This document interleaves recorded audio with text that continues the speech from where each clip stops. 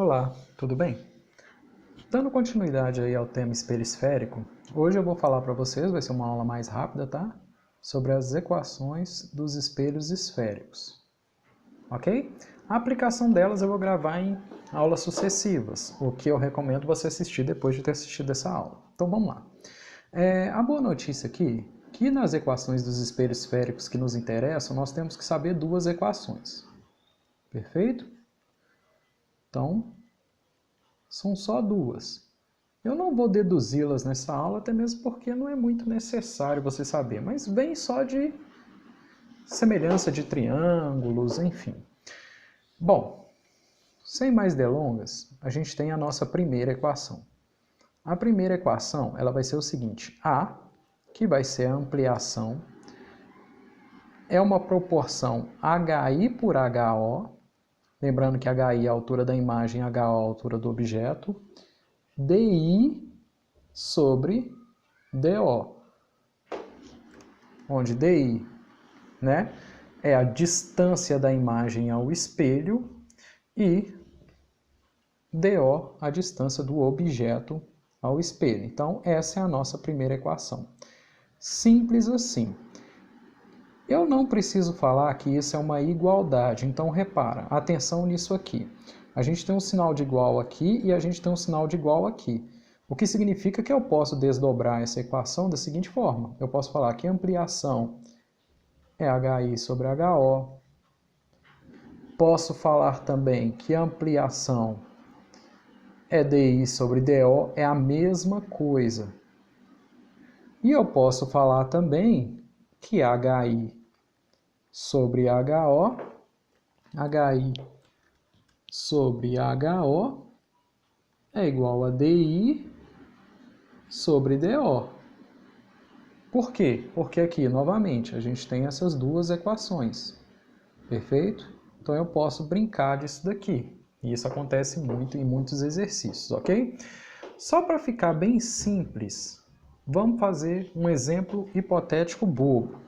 Vamos supor que, por exemplo, HI, no meu primeiro exemplo, vou colocar aqui exemplo 1, vamos supor que HI seja 2 centímetros e HO seja 4 centímetros. O que está escrito aqui?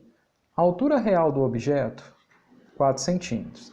Coloquei ele na frente de um espelho esférico e aí o HI, né, a altura da imagem, a imagem gerada por esse espelho foi igual a 2 centímetros.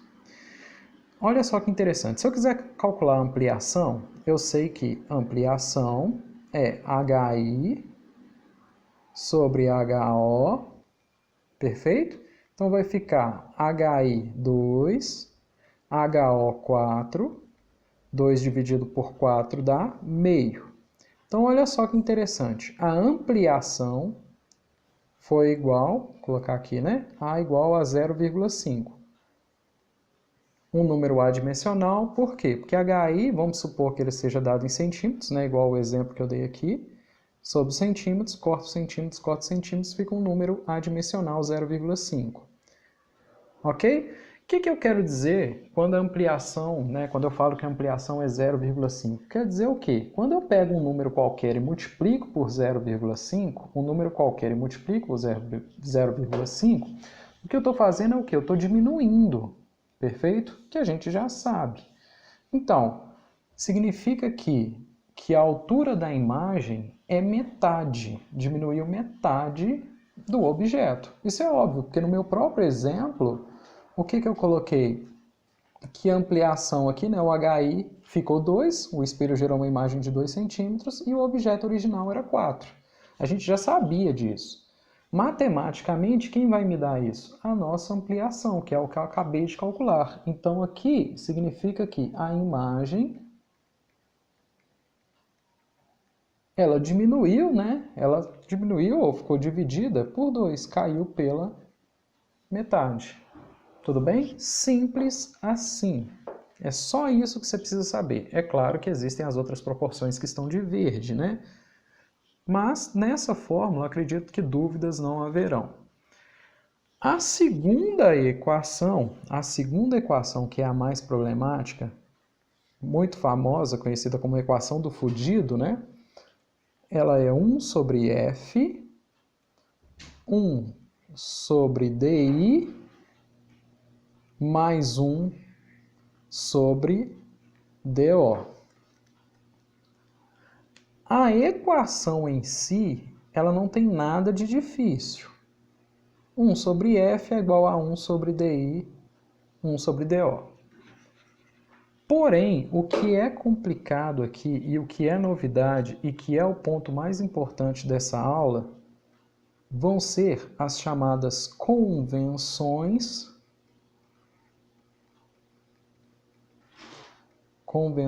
de sinais. Por quê? Existem várias convenções, né? Não é à toa que a gente tem esse nome aqui, convenções de sinais. Eu vou te apresentar a que eu uso, a que eu acho mais fácil. Lembrando que F a gente sabe o que é, né? F é o foco, vou colocar uma legendinha aqui, foco. DI é a distância da imagem ao espelho, né? Aqui eu estou falando da imagem, distância da imagem ao espelho, não tem nada a ver com tamanho, né? E aqui é a distância do objeto ao espelho. Então a gente já sabe disso aqui, de aulas passadas, né?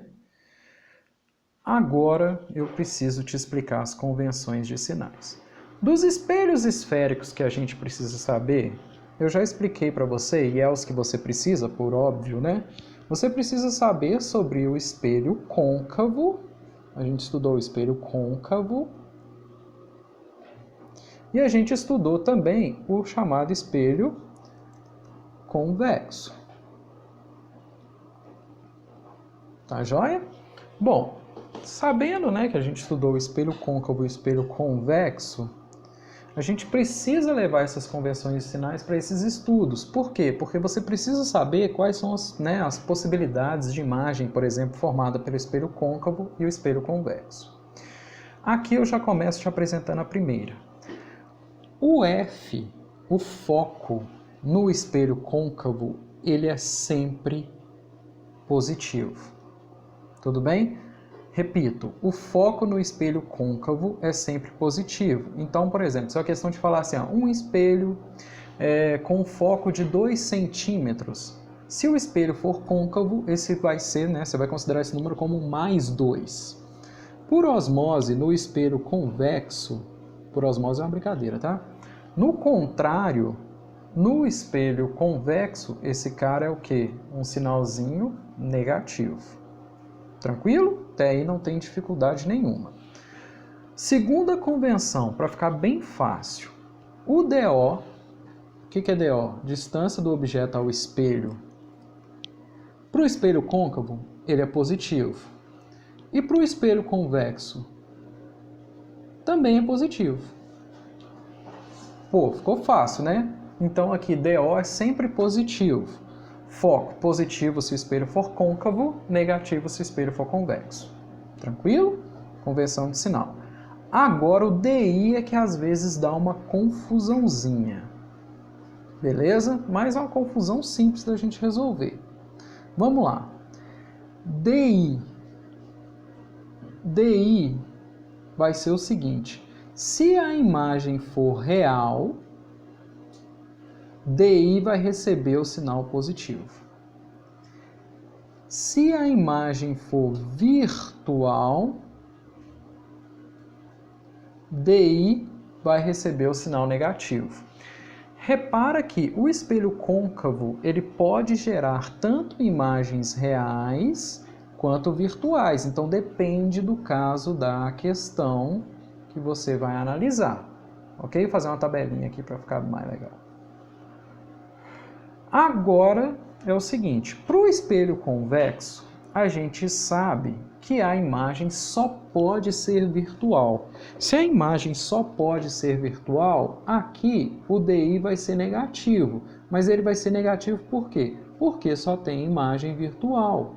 É a mesma convenção. E o DI aqui vai ser o quê? Negativo para o espelho convexo. Tudo bem? Você pode acabar decorando assim, para o convexo, DI é sempre negativo. Ok, é válido. Mas se você raciocinar, você chega nessa convenção. Por quê? Você chega nesse resultado, né? Porque a convenção é a seguinte, DI, se a imagem for real é positivo, se a imagem for virtual é negativo. Porém, o DI, ou o espelho convexo, só gera imagem virtual, então DI tem que ser negativo. Essa é a convenção de sinal para você usar esta fórmula aqui, ó. Voltando na fórmula, essa fórmula aqui, ó, que é a famosa fórmula do fudido. F, o foco do espelho, DI, a distância da imagem ao espelho, e DO, a distância do objeto ao espelho. Essa fórmula é simples de decorar, mas ela tem essa série de convenção aqui que você precisa obedecer. Não existem só essas convenções que eu mostrei para você, mas essa é a que eu julgo mais fácil e é a que eu utilizo. Tudo bem? Ok? Bom, eu espero que tenha ficado claro. Eu vou na próxima aula aqui, dando sequência a essa, corrigir um exercício, tá? E mostrar para vocês como que isso cai, beleza? E como que a gente analisa isso na prática, ok? Espero que tenha ficado claro. Então, até a próxima.